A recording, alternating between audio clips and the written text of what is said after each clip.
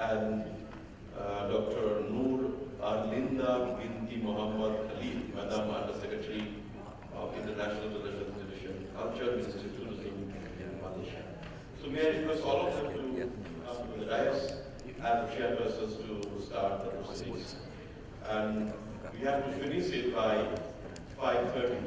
Because time is very limited. Because 5:30 we finish before 6 o'clock. Including the valedictory session, valedictory address by Secretary East, and we have to vacate this room for the culture program and the dinner. So over to you, Chairman sir, and the time is from 4:15 to 5:30, and as usual we'll go by the 10 minutes allotted time to the East. Thank you.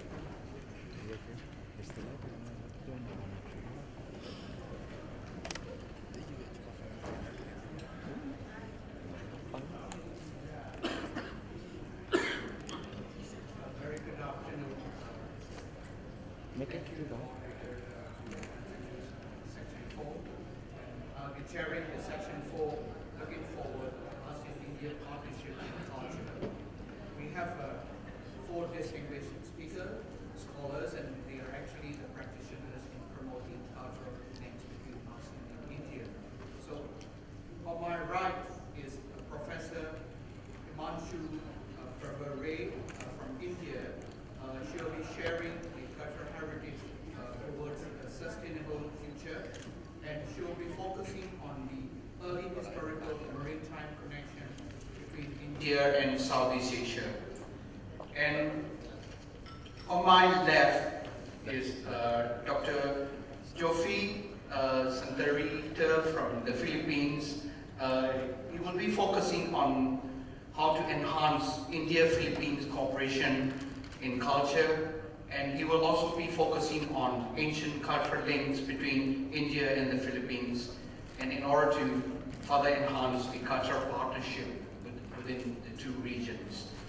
And on my far right is Mrs. Sofana Sri Champa from Thailand, and she will be sharing her prospects of ASEAN-India partnership in culture, and she will also be touching upon the Indians' cultural diplomacy towards ASEAN and some prospects to further enhance people-to-people links. And to my far left is Dr. Noor Arlinda Binti Muhammad Khalid from Malaysia. She is actually involved in drafting the 5-year strategic plan for Malaysia tourism industry, and also the 5-year strategic plan for culture of the government of Malaysia.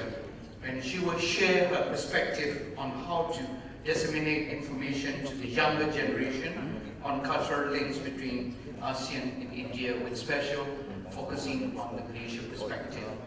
With this introductory note, may I give the first floor to the first speaker, Professor Ray. You have the floor.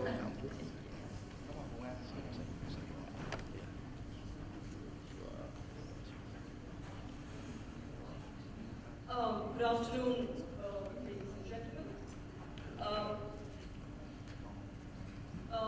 What I thought I would do today is talk about 2 issues which have come up but not really been discussed in detail. One is maritime cultural heritage, and the other is sustainable development.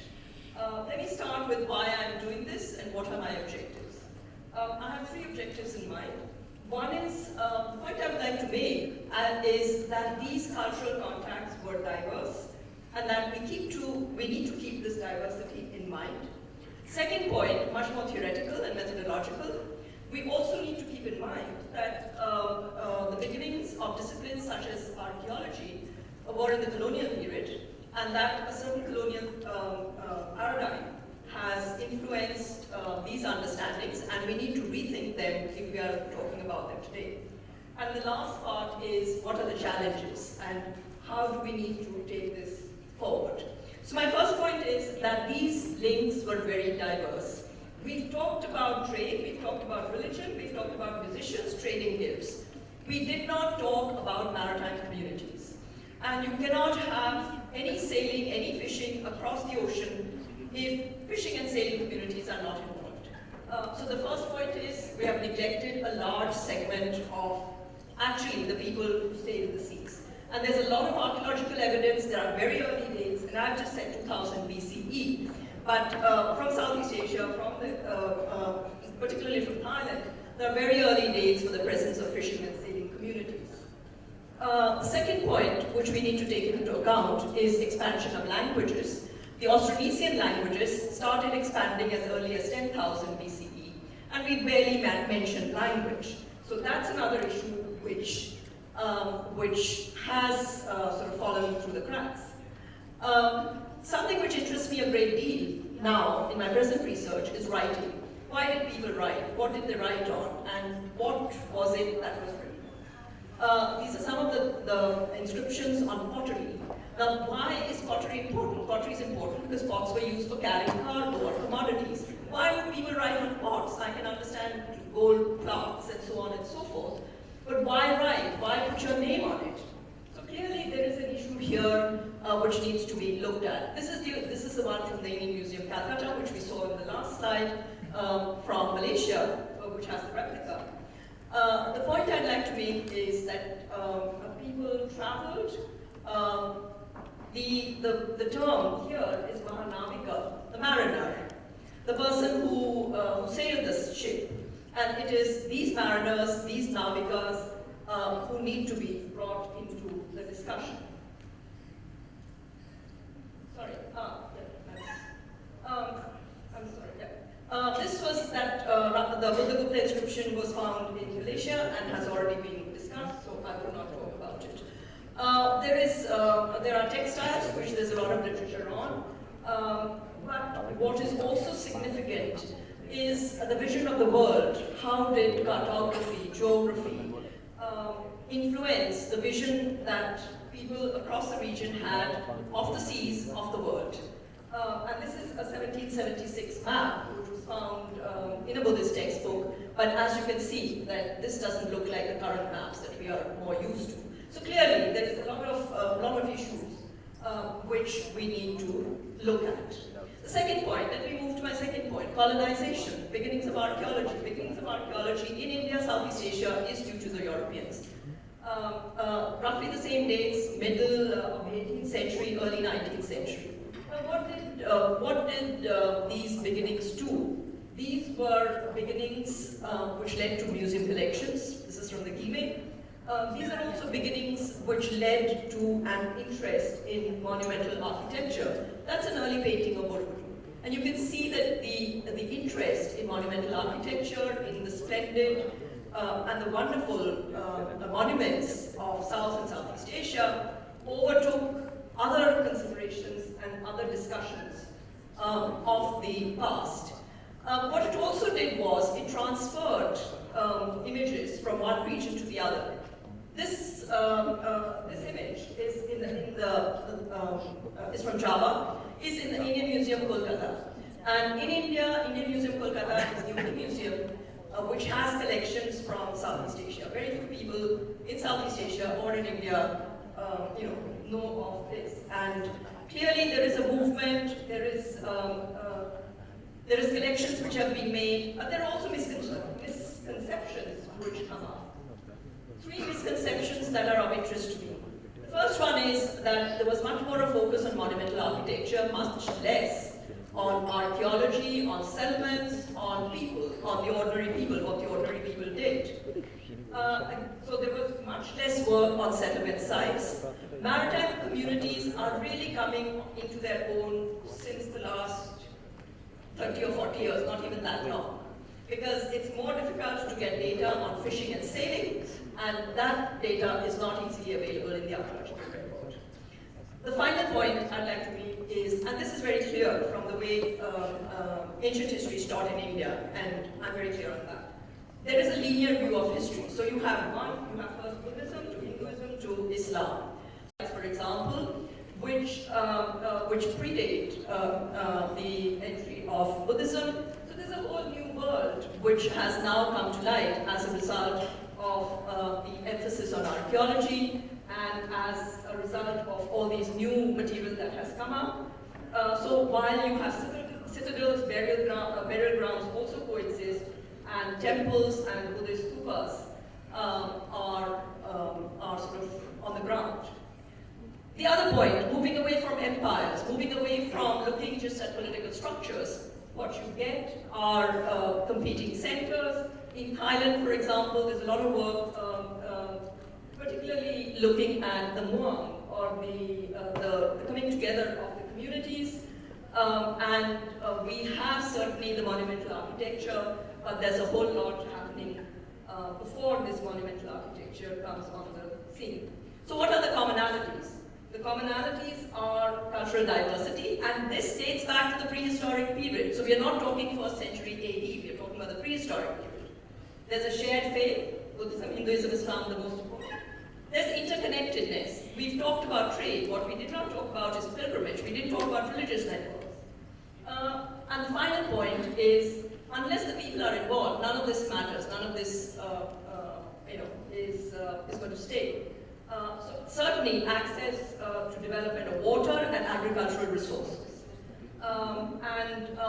If I were given the chance to suggest how we should move forward, I would argue that certainly we've talked about collaborative research, institutional linkages, training and capacity building, and we've talked about display in public museums. What we have not talked about is the maritime cultural heritage of this region. And given the huge ocean which surrounds India, which surrounds Indonesia, and which surrounds the entire ASEAN region, except for some countries which are landlocked, Laos being a good example. What kind of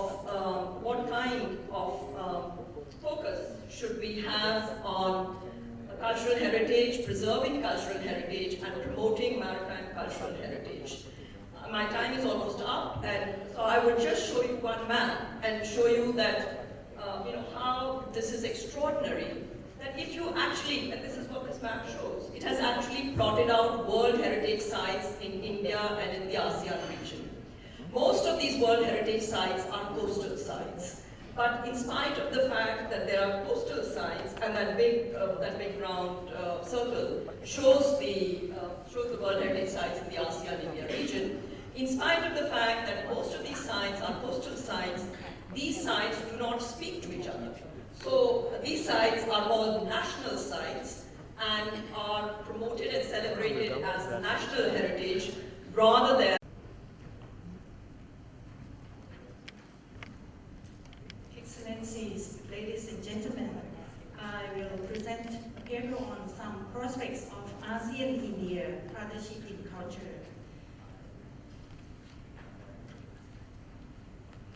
The first item that I would like to propose is the collaboration on eco-religious and cultural tourist partnerships.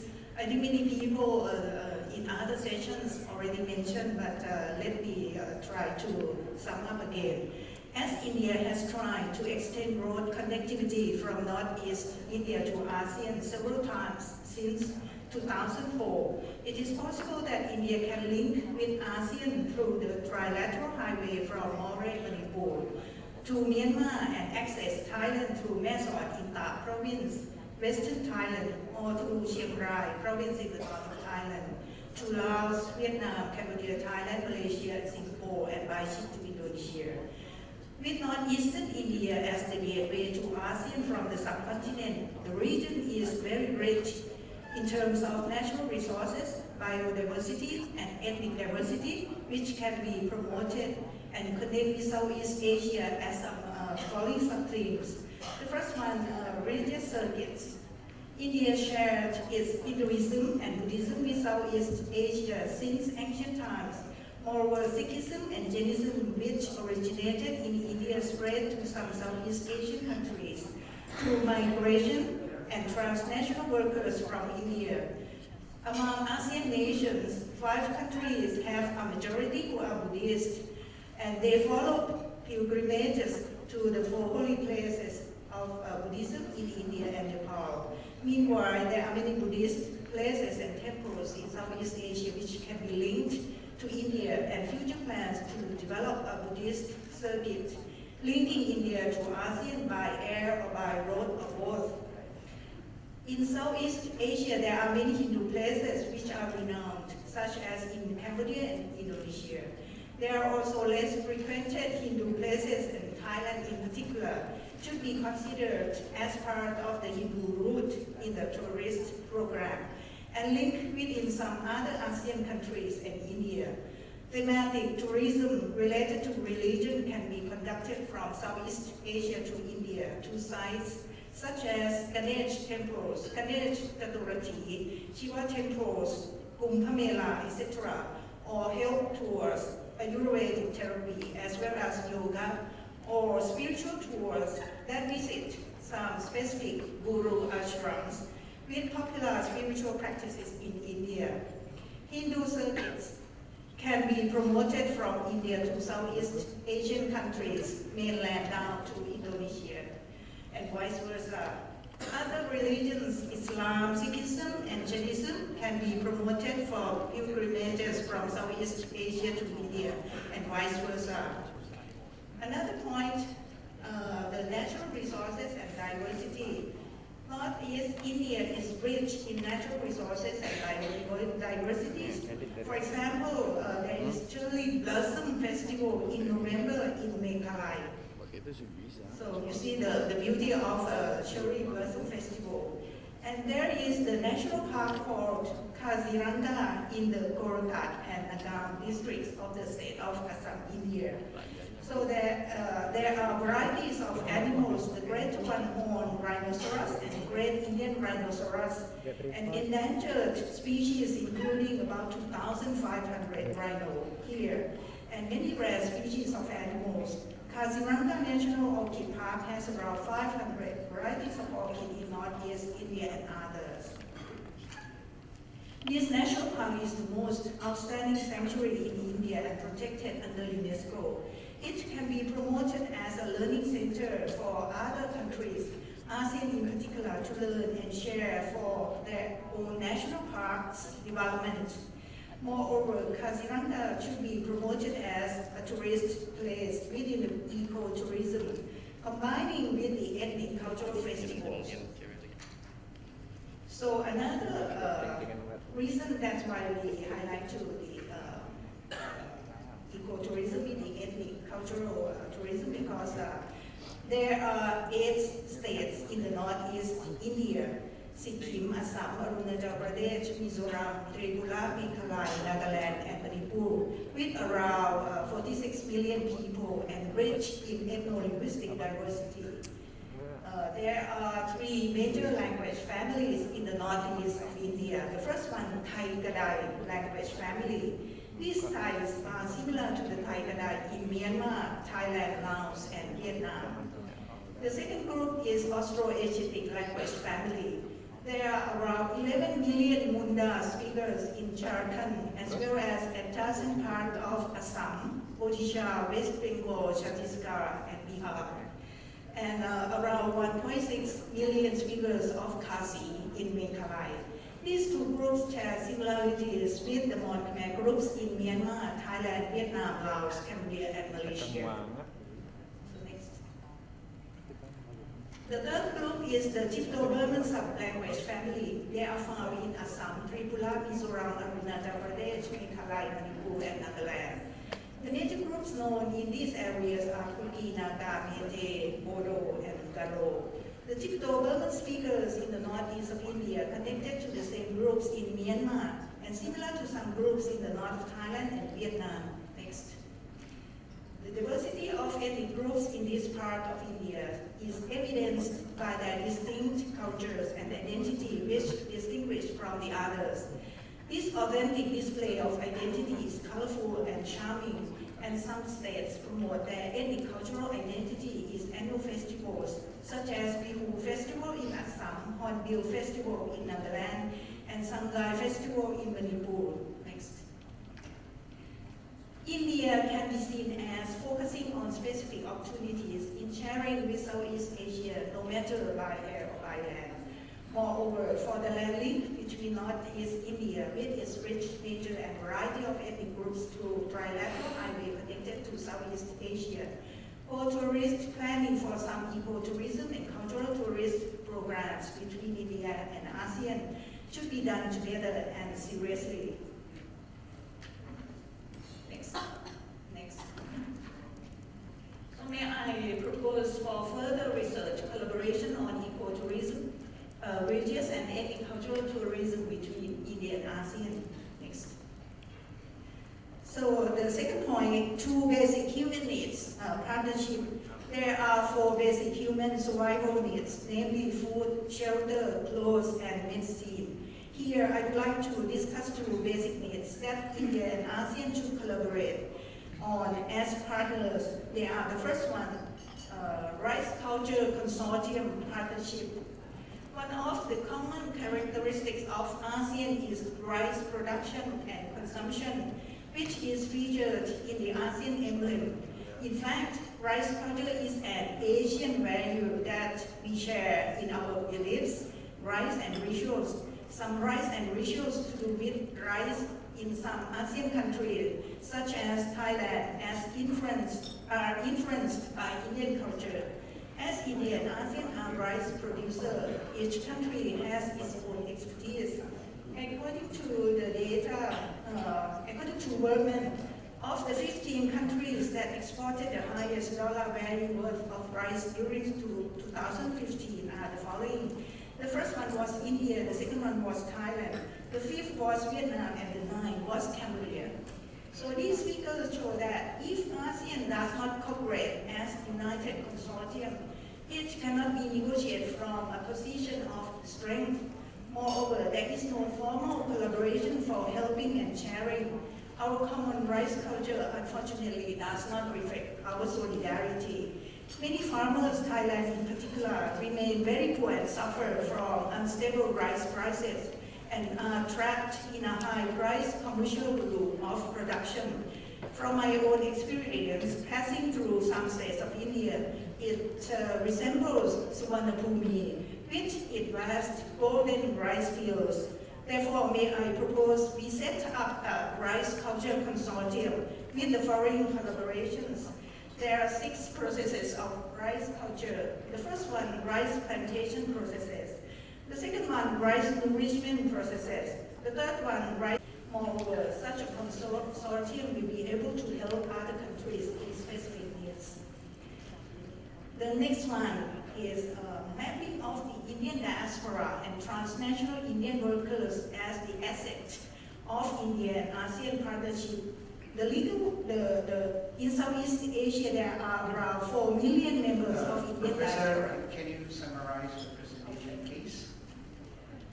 Okay. In fact, I have to propose that India ASEAN should do the mapping together, e-mapping, not the encyclopedia, manual encyclopedia, but should be e-mapping of the Indian diaspora. And another one is selected books exchange between India and ASEAN, including we should set up like India and ASEAN Writer or Translator Association for selected books translation into national languages. And later on we will promote the translated books in each country, and maybe later do it as the apps later.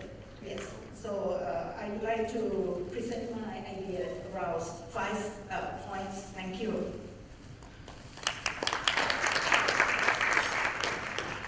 Thank you so much, Dr. Sri Chamber. She touched from different perspectives, starting with the Rice Culture Consortium, and of course, she started with the ecotourism, and she also suggested on the medicine consortium as well as the translation. Strength plan. Thank you very much to the organizers. Since time immemorial, culture and its related activities were considered important parts of human tradition. In recent times, however, culture has become an indispensable medium of dialogue and understanding with others, within or between countries. Thus, modern nation-states began to employ various cultural forms in the conduct of their relation with neighbors. In such interaction, there are attempts that resulted to failure, but many are those that came to be successful. Hence, it is imperative to countries like India and the Philippines to similarly revisit their ancient encounters and the traces of their practices and influences, and subsequently be able to craft and implement strategies that will fully enhance cultural partnerships. The Philippines and India have a long historical and cultural encounters. Contrary to the belief that the Philippines since early times was consistently out of the Indian radar, the presence of Indo-Pacific beads, iron implements, and Hindu-Buddhist images prove otherwise. All these important goods were believed to form part of the repertoire of the Philippine prestige and status objects. Trade was essentially of maritime nature, and networks of this trade were already in place prior to the arrival of the Europeans. In the interest of time, I will not discuss in detail Indian influences in the Philippines, but will only mention in passing those influences to situate my recommendation to put forward on how to enhance cooperation in terms of culture between India and the Philippines. So through the years, this encounter produced several cultural manifestations to include the presence of Ramayana in several variances. And I think all countries in Southeast Asia have their own versions of the Ramayana. In the Philippines, we have, in southern Philippines, the Maharaja Lawana. The existence of the Darangin, the development of Singkil, hundreds of Sanskrit words in Filipino languages. Example of that is guru or teacher. But there are also quite interesting, like for instance, in Filipino we have bana, which is actually arrow, and in Sanskrit it's bana, which is also arrow. And we have here, like for instance, pitaka in Sanskrit, basket, in the Philippines is wallet. So I mentioned actually the samples, Singkil, the dances, and we have a textile production at the same time. So example of that be patolas and kambaya, which clearly resonated with Mindanao, Maranao, Andong Malong, and Tausok Peace. The other side is the Tausok Peace, and the other one is pink color is actually the Maranao Andong Malay. So, how to enhance cooperation in culture? And I provided actually 8-point agenda. This sounds to be parochial because it's happened between the Philippines and India, but I guess it could be also a good template for other countries in Southeast Asia. So first is to build sustainable cultural cooperation through multi-annual programs to promote mobility of cultural practitioners and exchange of people as well as ideas. This can be done by designing a cultural scholarship that will group together youth from 10 ASEAN countries and other observers for 2 to 3 months as part of the cultural program of the India-ASEAN Dialogue. And lately, I think I found out that even more than 10, about 25 per representative, or 25 representatives from each country. So this will include the study of Hindi, Sanskrit, or Urdu, arts, or even learning how to play Indian musical instruments and also familiarization with Indian versions of the Ramayana in the form of dance or theatrical performance. I think the Indian Council for Cultural Relations, together with other culturally focused institutions, should serve as the base of this program. Second, is to promote creative or cultural industries by providing support upstream on capacities and methods of production, and downstream on promotion and sales, assist creative or cultural industries through participation in trade fairs, showcase their artistic and creative talents, and encourage networking and collaboration. the Department of Trade and Industry, in cooperation with the National Commission for Culture and the Arts, should assist individuals or groups, especially from indigenous communities, who are still doing the weaving or textile production to actively participate in the international trade fairs. Furthermore, it is important to encourage collaboration between the creative industries and the business community towards developing a relationship between cultural aims and economic interests. The governments of India and the Philippines should explore alternative investment models for public support of culture and develop public-private partnerships for the financing of the cultural sector. Third is the promotion of expertise in cultural heritage by developing or extending assistance program to provide expertise to countries having difficulty sustaining their cultural heritage.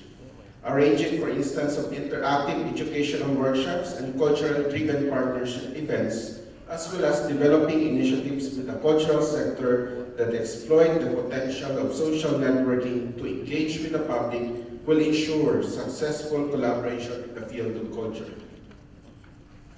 Fourth, promote the transnational mobility of people working in the cultural sector, such as the provision of support to the transnational circulation of cultural and artistic works and products. India and the Philippines must facilitate exchanges of academic staff, teachers, experts, and students on programs mutually beneficial to both countries, and shall develop programs between educational, cultural, and arts institutions. At the same time, agencies concerned both in India and the Philippines must facilitate contacts in the field of folk culture and folk craft, including exhibitions, festivals, and performances of folk artists and festivities in events organized in their states.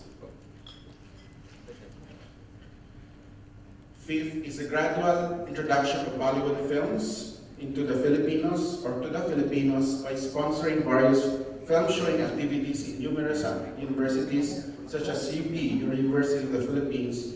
On a higher level, it is better to encourage joint film production in India and the Philippines and making each country a setting of the film. So film agreements should be drawn to facilitate joint venture of film projects and exchanges of films. And examples of these, the Ramayana, for instance, joint collaboration between India and the Philippines. Same is true with other partner countries to work on animated film on Ramayana, particularly translating it into Filipino language, in educating the children and youth, and it should be realized soonest. The Philippines in the past has successfully produced computer animated movie like Princess Ortua in 2008 and was well accepted by the Filipinos primarily by children. If we want to have a better appreciation, we should go to the lowest level of the education, and that is the primary sector, or the primary education, wherein students will be able to appreciate Indian culture. This is another alternative. Sita sings the blues. I mean, we are actually good in terms of translation. So maybe I think Southeast Asians can also do that in coordination with other companies. In the Philippines, a joint production, we have examples of that. Two, My Pledge of Love in 2011, and the other one is Mumbai Love in 2014. So we hope that the Bollywood would be well accepted in the Philippines through the use of these agreements and MOUs and collaboration. Six is attract students to pursue graduate courses in Indian studies in the University of the Philippines and strengthen the Hindi class offerings in the university. Not only to the Philippines, but also to the entire region, because we all love Bollywood movies. And last but not least, may I invite Dr. Noor Khalid. You have the floor now.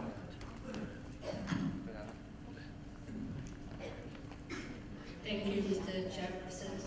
Distinguished guests, ladies and gentlemen, it is such an honor to be here today to speak in front of such distinguished delegates from various backgrounds. Before I start, let me first be honest that I was fully informed to speak for this session this morning. Therefore, I am so sorry to say that I have no PowerPoint presentation prepared, nor do I have any abstract prepared for the audience to read. So just bear with me. I will try to be very short and precise. Let me first introduce myself. My name is Noor Arlinda. I'm the Undersecretary of the International Relations Division for Culture Sector at the Ministry of Tourism and Culture of Malaysia. It's only been 3 months since I hold this post, so I can claim that I am not an expert in this area, nor am I'm just a practitioner, and hence I don't know much about ASEAN industry, ASEAN Indian culture, civilizational links. However, nevertheless, not to disappoint the Secretary, I will try to share my experience in handling tourism policy in Malaysia. That was my previous post, which I think is quite pertinent and applicable to this topic, looking forward, or the way forward for ASEAN-Indian partnership in culture. There are 3 important questions that this conference is trying to address, and these questions are actually interrelated. How do we embrace the ASEAN-India shared histories, commonalities, and our shared values? Second, how can we further leverage heritage and arts between ASEAN and India? And third, how do we strengthen the cultural links between ASEAN and India? Let's try to explore these questions from different angles. That is, looking at it from a tourism perspective. Recommendations is actually totally in general, which I think the ASEAN India Secretary and the Secretary of this conference can actually try to translate this into more concrete projects. One is actually on the mapping of ASEAN-India heritage trails in respective ASEAN member countries into a tourism cluster which can be promoted as a tourism package. Again, I'm actually echoing some of what has actually been raised by some of the speakers here on e-mapping and I think on ecotourism as well. And let's just explore some of the few examples of structures representing civilizational bonds between ASEAN and India. Let me just name a few: Angkor Wat temples in Cambodia, Borobudur and Prambanan in Indonesia, Wat Phu in Laos, Bagan in Myanmar, Sukhothai Historical Park in Thailand, My Sun Sanctuary in Victoria, Batu Caves in Malaysia. And these can be expanded further to incorporate other areas rather than structures to include such as performing arts, exhibitions, festivals, and also probably culinaries, which actually excite everyone. So vice versa, I think India can do the same form of mapping as well. So in other words, my second proposal is in terms of trying to create a greater awareness in terms of promotion and in terms of dissemination of information of ASEAN India cultural and civilizational links. How do we excite and try to make it appealing to the young ones to embrace the ASEAN India shared values and commonalities? Quoting the word of His Excellency Mr. A.M. Fachir, if I pronounce it correctly, the Vice Minister for Foreign Affairs of Indonesia, in his speech this morning, we need to speak their language. Thus, the use of more contemporary and creative industry is thus critical to reach to our target group. For example, the use of social media such as Twitter, Facebook, YouTube, Instagram are more appealing to the young ones as compared to the conventional and traditional training programs. But all these initiatives will be meaningless without proper storytelling. I think one of the speakers actually raised on this, it's good to have a story. The story which we want to emphasize, or the unique selling point that we want to sell to our target group. And I think research and studies will be meaningless if you are able to tell story to the young generation. In short, what I'm trying to say is ASEAN India need to further collaborate in areas such as movies, exhibitions, festivals, which highlight and strengthen people-to-people connectivity between ASEAN and India. With that, terima kasih. I thank you for listening.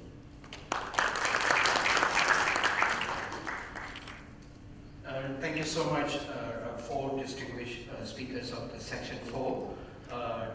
Please join me with a big applause to all our distinguished speakers. And allow me to add our appreciations to the Dr. Prabyade and the team for organizing this event.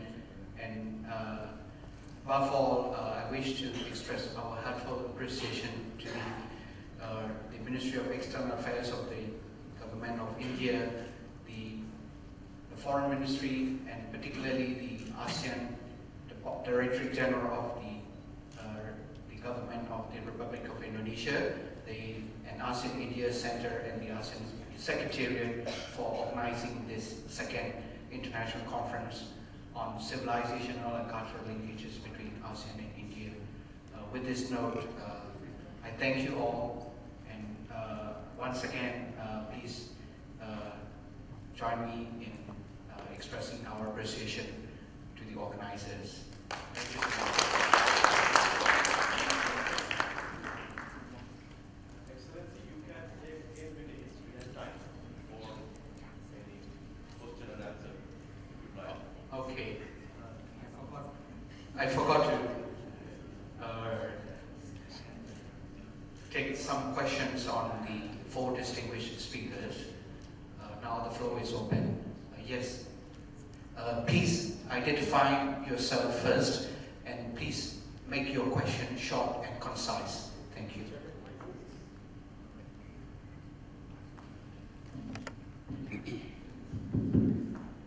Chairman, my name is Ravi. I'm from Singapore. I was very happy to see various suggestions from the panel members today. But one idea I would like to throw up for them to consider is, I think we have to give ownership for some of these historical places to certain groups of people. For example, when I go and visit a Shinto shrine, although it's historical, there are people managing it and there is some ceremony going on. Or similarly, when I visit a 1,000-year-old temple in India, there are people managing it as activity. So when India proposed the recreation of the Nalanda University, there was an outpouring of support from various Buddhist groups from all over the world to revive it.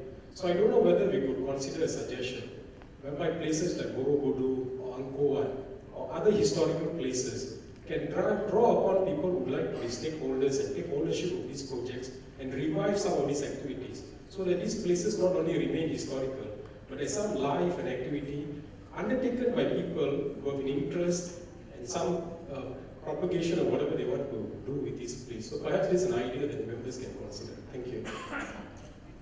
Thank you for your kind advice. My dear speakers, if you have any comments on that, please. Okay. Second question, please. Maybe I agree with that. The ownership should not be with the government alone, but maybe include also the village, the people in the village, because they are the ones that will be direct beneficiaries or direct institution that will be affected in case of any failure. So maybe a successful utilization of the various forms of culture, particularly in terms of temple, should include also the village people or people within the vicinity, because they have that feeling of ownership and belongingness. Thank you. Second question, please, or comments?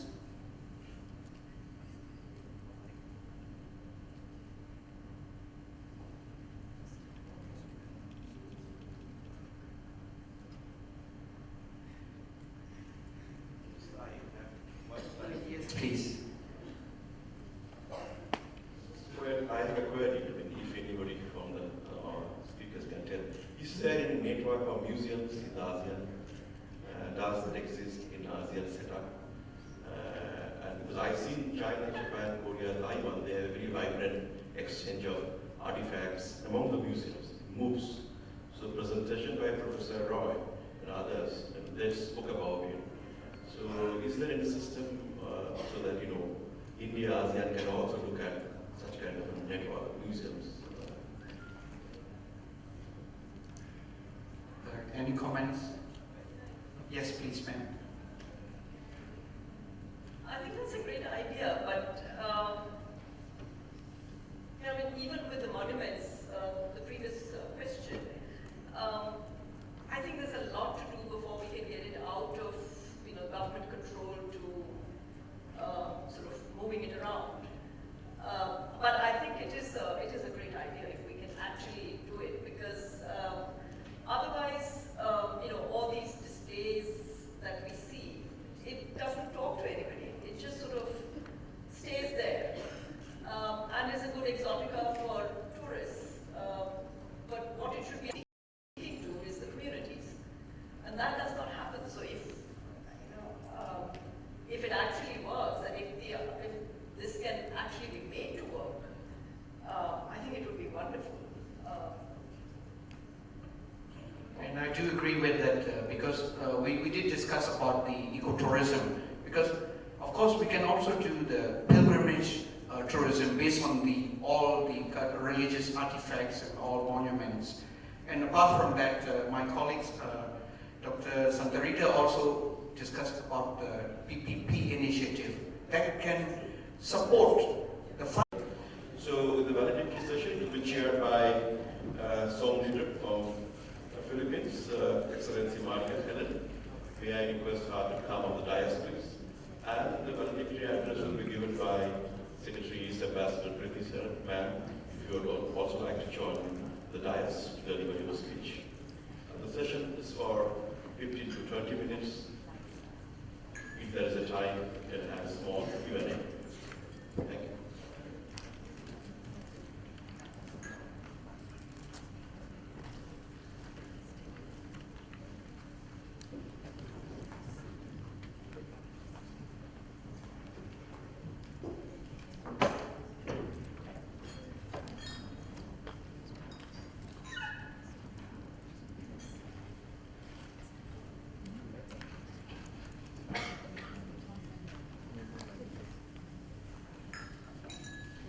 Good afternoon.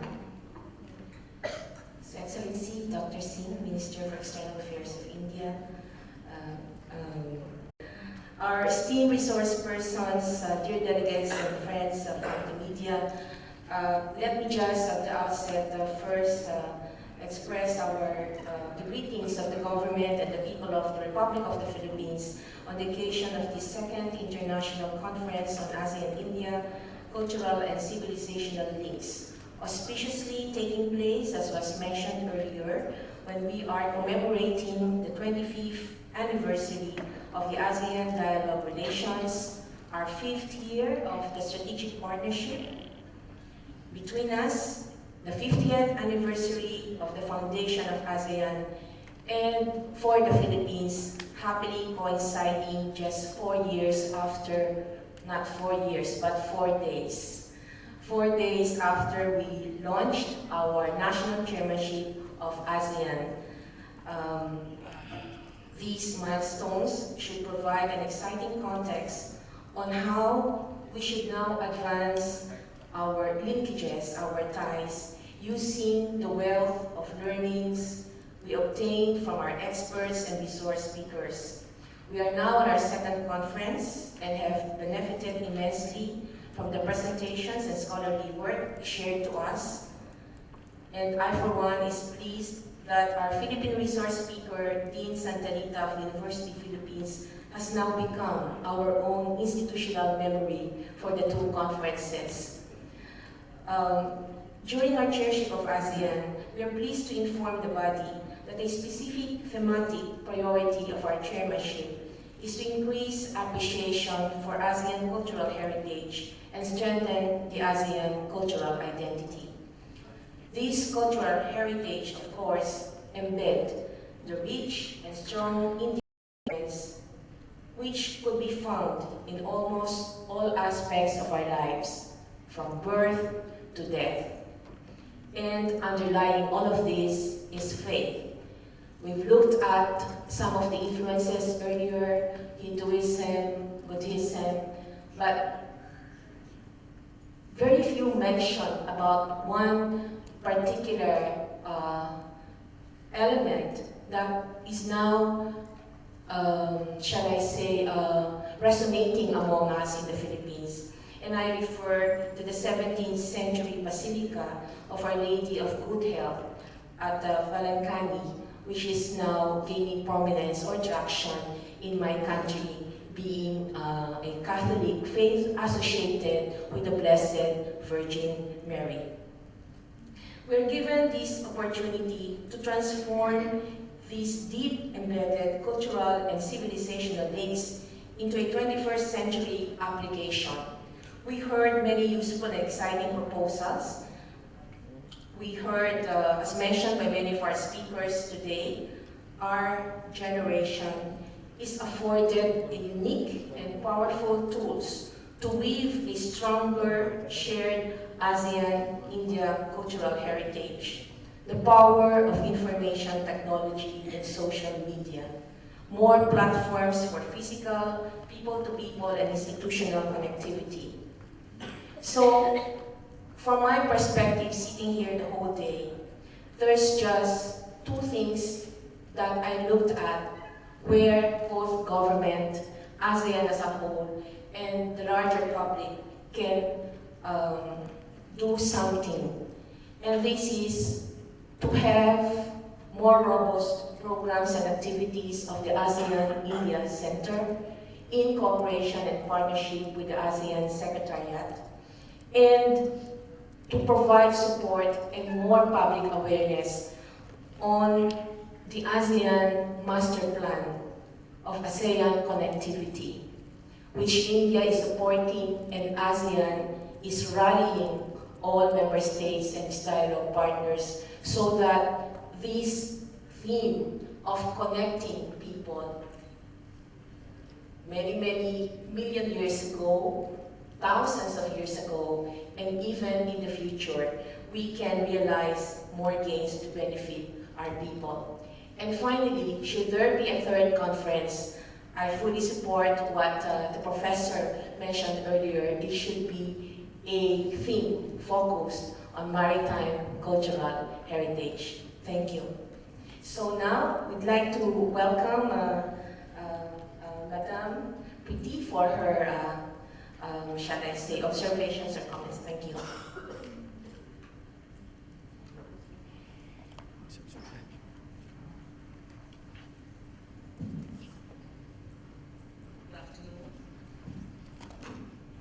Good afternoon and namaste.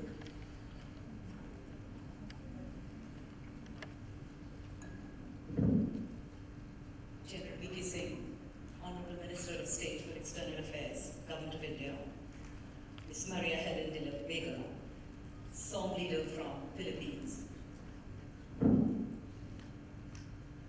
and other fellow SOM leaders from ASEAN countries and my counterparts, Your Excellency Nguyen Kok Zoom, Vice Minister of Foreign Affairs, Vietnam, Ambassador Suresh Reddy, Ambassador of India to ASEAN, distinguished speakers from India and other ASEAN countries, Excellencies, ladies and gentlemen. I'm indeed honored and delighted to be asked to deliver this valedictory address today. It has been a pleasure for me to listen to the discussions by such an eminent group of scholars and experts, both from India and the ASEAN member countries. I thank all the participants for, once again, first of all, participating in the second conference on civilizational linkages between India and ASEAN, and of course for reminding us about our shared heritage and the ways in which you have explored to reinvigorate this legacy of cultural and civilizational linkages between India and the ASEAN region. Today's event would not have been possible without the cooperation of the Foreign Affairs Ministry, Government of Indonesia, and I'd like to take this opportunity to heartily thank them for making this possible. I'd also like to thank all the representatives from the ASEAN Secretariat based here in Jakarta for the support that they have provided in helping us prepare for this seminar, conference. Of course, would like to take this opportunity to thank Ambassador Zoom from Vietnam. Vietnam is the country coordinator for India till next year, and we certainly value that support that we receive from Vietnam, even as we look forward to the chairmanship of Philippines hosting and organizing a series of events that are planned, of course, under your chairmanship for the ASEAN and its dialogue partners. And certainly would like to take this opportunity to thank Dr. Pravir Dey and the ASEAN India Center and all other scholars and experts who made this possible. Thank you very much. As has been mentioned by Honorable Minister of State earlier this morning, this is the first event that we have organized in collaboration in partnership with ASEAN member countries to initiate a series of celebrations that will take place this year. And it's heartening to know that in the beginning of the year, this is perhaps the first event, not just in the India-ASEAN context, but also as the ASEAN activities taking place 4 days after the formal launch by Honorable President of the Philippines. 2017 is an important landmark year in India-ASEAN relations. We celebrate 25 years of ASEAN-India dialogue partnership, 15 years of our summit-level interaction, and 5 years of our strategic partnership. Today's event is the first of many to mark the strategic partnership, which has strengthened over the years. Our relationship is rooted firmly in our civilizational ties that has blossomed in 25 years through multi-sectoral activities. And while ASEAN has several dialogue partners, I would like to once again stress, and certainly today's conference has helped to remind us, that India remains unique in its strategic partnership and dialogue partnership with ASEAN, primarily because our linkages go back thousands of years. Moreover, it is based on the influence of a benign culture and economic linkages that not only go back centuries, but it is also based on one that took place. And you would recall that at the first conference on the same subject that was held in 2015, there was one study that was presented which had in fact stated that we must take a holistic view of various dance forms of Southeast Asia. The Natya Shastra links between India and dance forms practiced in Southeast Asia are something that not only bring us together, but also help us in studying its practice in contemporary times. The 9th century Indonesian version of Natya Shastra, for example, that are available in the sculptures of Yogyakarta are the earliest available source. The Brunei delegation, whom I heard later this afternoon, again reminded us of this theme through the mudra and classical traditional dance forms in ASEAN. And I hope that these studies can help all of us in further understanding the dance forms that are being practiced indigenously in various ASEAN countries as well as in India through the various institutions, just as at the last session we talked in terms of linkaging and linking museums of India and ASEAN countries. I would imagine that it would be a good idea to link not just museums but all other institutions with a common subject. Our literature across the region also shows deep connections between India and Southeast Asia. While we are well aware of the existence of the indigenous texts of Ramayana and Mahabharata, as has been discussed in this session, in this conference, the transition from Sanskrit to Old Javanese can provide us with insights into how a familiar and a particular form of state and society emerged in the pre-modern world of Southeast Asia. These insights continue to be valuable today, not only for their historical value, but for their relevance in the process of cultural interchange and the growth that are essential part of the future of modern South and Southeast Asia. In modern times, the influence of new communication styles, including the social media, we heard several speakers talk in terms of the use of Twitter, YouTube, and other social media, has facilitated faster cultural outreach among societies. Of course, it was heartening to hear the popularity of Indian cinema popularly called Bollywood, that has shaped the cultural scene in the East by inspiring indigenous large and small screen movies, reality shows, television serials, etc. One of the reasons, and it is my opinion, why it has such a huge appeal, not just to the Indian subcontinent, but to the Southeast Asian region, is because we share common family values, and that is what most of Indian cinema tends to promote and talk about. It's another matter that we sometimes break into songs and dances. I'd like to say that we do that only in cinema, but in real life we remain as other cinema cultures that you see. Not that you don't have musicals in other parts of the world, including Hollywood. This has left an indelible imprint on bringing more openness, infusing greater debate, and providing a new medium of growth of opinion amongst our people. The session on the way forward in the ASEAN-India partnership in culture has made many useful suggestions. I was particularly struck by some of the common cultural traditions, whether it was in forming a rice consortium as part of us, both India and the ASEAN region being common agrarian societies with rice cultivation, where we could learn so much from each other, and in fact strengthen that guild or consortium, or whether it was mapping of the diaspora, or common ethnicity, or the use of traditional medicines and ecotourism.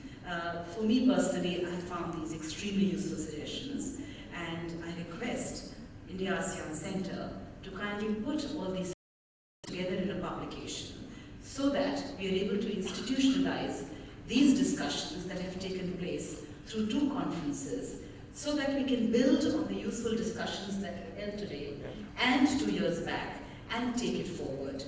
On my part, I'd like to assure you that as Ministry of External Affairs, we would be very happy to keep track of the implementation of some very useful discussions that have taken place and weave it into the governmental discourse that is taking place regularly between India and the ASEAN member countries. Already, within the India-ASEAN framework, we have started work on a number of projects in the field of culture, education, and civilizational linkages. We propose, for example, for your information to share with you, to commission a project for mapping of Indian inscriptions along the Mekong River, as well as to capture the cultural symbols of our diversity. This project will identify the civilizational reach that had developed along the course of the Mekong River, which helped in transmission of cultural traditions and of a sense of oneness among the people. During the discussions today, I heard the frustration articulated by some of the scholars for the red tape that they face in being able to do further research on certain select subjects. I also heard the frustration that sometimes happens in getting approvals. And I'd like to just share with you that in the month of April, we would in fact, the India and ASEAN member countries, SOM leaders will meet in New Delhi to discuss the entire calendar of activities. And I want to assure you that I will certainly convey your message of faster approvals and try to see if we can do something to address some of the frustrations that have been shared this afternoon. But I would also like to heartily endorse that while governments, both in India and ASEAN, can do only that much, I think the idea of public-private partnership through NGOs, through civil society, through grassroots organizations, through village boards and guilds, I think are very important and would definitely help us in further building on the cultural linkages that have existed and to take it forward. Restoring maritime connectivity is yet another priority area in our relationship, and I heard several speakers articulate it as well. We have started discussions within the governmental framework, intergovernmental framework of ASEAN-India Maritime Agreement, which we could, in my opinion, open the way for unfettered maritime commerce and form part of the commemorative program, which I mentioned to you about. And I think that includes a film week as well as a food festival, because cuisine is yet another window to a cultural aspect of our common traditions that we should be celebrating and exploring further. There was a mention of the Indian diaspora and the ethnic connections between the especially the northeast of India, and the ASEAN region. When it comes to the diaspora, there are pockets of diaspora, or Indian diaspora that is all over the ASEAN member states. In some countries such as Malaysia, they are in much larger numbers. In some others, they are in smaller numbers, but they go back thousands of years. And certainly, if we were to do Pravasi Bharatiya regional, Prabhati would be an Indian diaspora event within the region, focused on the region. I think it will be able to highlight the role that people of Indian descent have made in building strong linkages between India and ASEAN.